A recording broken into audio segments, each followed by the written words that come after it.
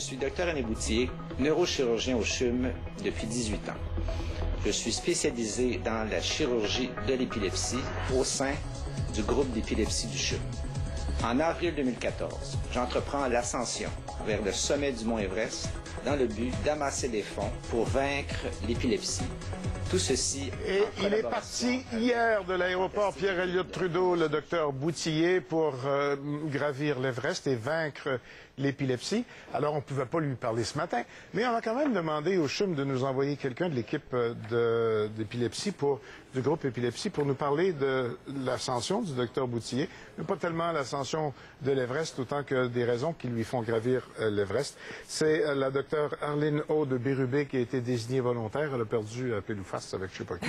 Bonjour, docteur Bérubé. Bonjour. Je voulais qu'on en parle parce que, oui, gravir l'Everest, c'est extraordinaire, c'est des belles histoires, puis on sait que dans les milieux de travail où ça se passe, c'est très mobilisant. Mais il le fait parce que c'est une façon aussi d'aller chercher des sous de plus pour l'épilepsie. Bon, on parle régulièrement de toutes sortes de cancers, on parle régulièrement de toutes sortes de maladies, l'Alzheimer. C'est rare qu'on entend parler de l'épilepsie. Oui. Est-ce que c'est une maladie importante? Est-ce que vous êtes un gros groupe de recherche? C'est quoi? C'est une maladie fréquente, assez. C'est 70 000 patients au Québec.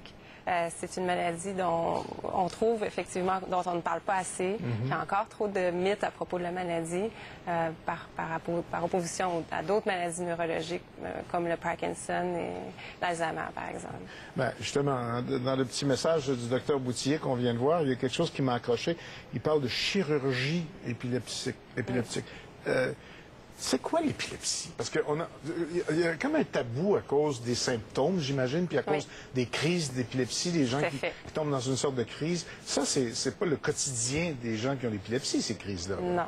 L'épilepsie, la majorité des patients vont faire peu de crises. Les crises vont être peu fréquentes, mais c'est un phénomène qui est électrique au cerveau, une décharge excessive d'activité électrique au cerveau qui peut toucher tout le cerveau dans le cas des grosses convulsions dont on voit déjà des fois dans les films ou des choses comme ça. Oui, puis ils nous mettent ça tellement l'écume à la bouche. Exactement, un aspect dramatique à ça.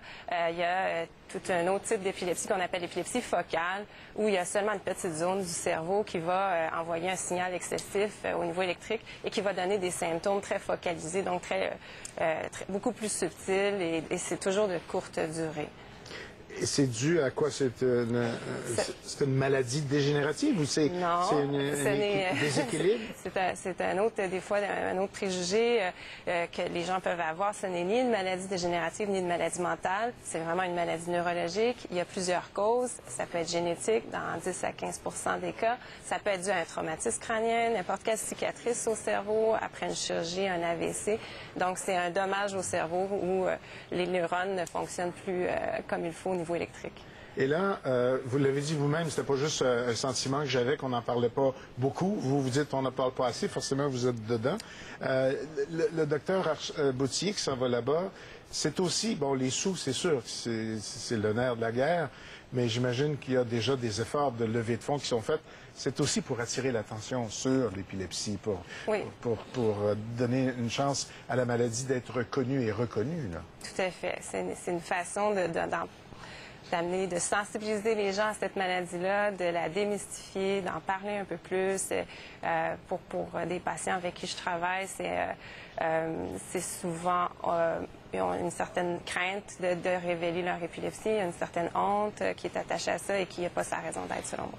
On a demandé au docteur Bouthier de nous envoyer une photo de lui qui partait à l'aéroport hier. On l'a reçu, vous allez voir ça passer. Puis il nous a envoyé toutes sortes de photos parce que tu pars pas sur l'Everest. Ça, c'est sa photo à l'aéroport. Non, ça, c'est pas l'aéroport. Vous allez en voir une passer. Oui, c'est l'aéroport. Mais vous allez convenir avec moi qu'on ne commence pas par l'Everest, on finit par l'Everest. Donc, c'est un habitué, là.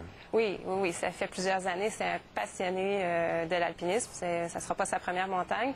En fait, il a entrepris, s'est donné comme défi de gravir le plus haut sommet de chaque continent. Alors, l'Everest, ça va être son 6e et le plus haut, évidemment. Bon, vous n'êtes pas inquiet pour lui. J'imagine qu'il en a assez fait et il vous en a assez parlé. Il sait ce qu'il fait. Bien, il est expérimenté, mais il y a toujours une inquiétude. Il y a toujours des variables qu'on ne contrôle pas.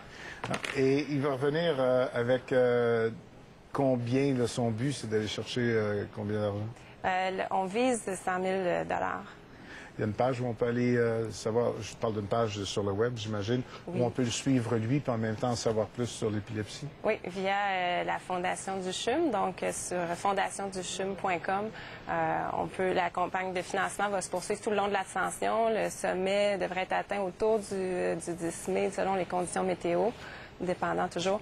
Donc, la campagne va se poursuivre. On a un peu plus de la moitié des fonds ramassés, puis on espère vraiment aller chercher notre objectif.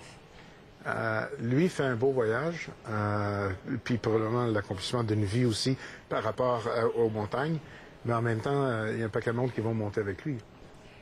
Oui, c'est la grosse saison, Ouais. c'est sûr.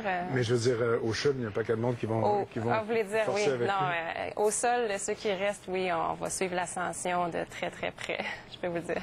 Merci beaucoup, Dr Bérubé, et merci de nous avoir raconté cette belle aventure du Dr Boutillier. Mais la bonne nouvelle, c'est que c'est plus qu'une autre ascension de l'Everest.